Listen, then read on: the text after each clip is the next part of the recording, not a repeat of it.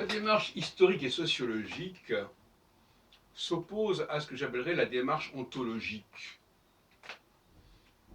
Nous avons justement dans le Café Philo notre ami Jean-Paul, qui est souvent tenté de brouiller les cartes. Alors il nous fait des rapports sur l'origine, la préhistoire de telle et telle population, etc. Ou au contraire sur les dernières évolutions d'un processus. Et dans les deux cas, on fait fausse route. Parce que quand on remonte trop haut dans le temps, on fait fausse route.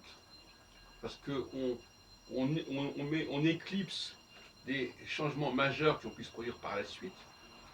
Et quand on revient trop tôt, trop vers notre époque, on fait également fausse route parce qu'on n'échappe pas à un certain nombre de dérives qui ont pu se produire dans tel et tel groupe pour des raisons stratégiques qui l'ont amené, ce groupe, à prendre des positions qui ne correspondent pas à sa nature profonde.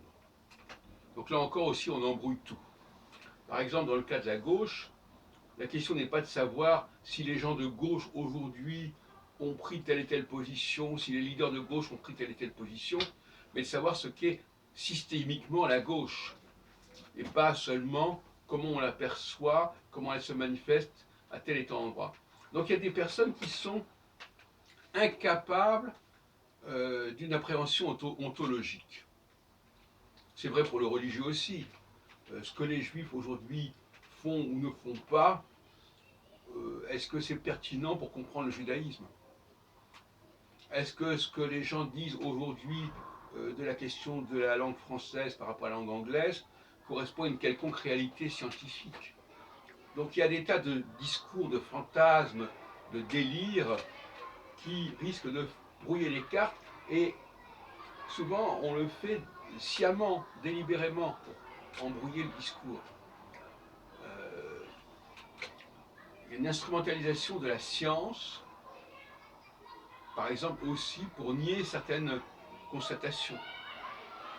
Parce que effectivement la science, elle nous ramène à des états très anciens et qui, encore une fois, ne nous permettent pas de comprendre ce qui a pu se produire plus tardivement et qui a pu changer l'ordre des choses.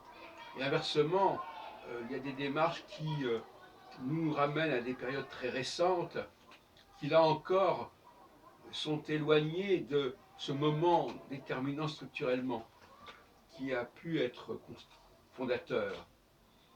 Donc il faut aller ni trop en amont, ni trop en aval pour comprendre les phénomènes. Il y a toujours une période préhistorique, chaotique, qui précède le temps structurel, le kairos structurel.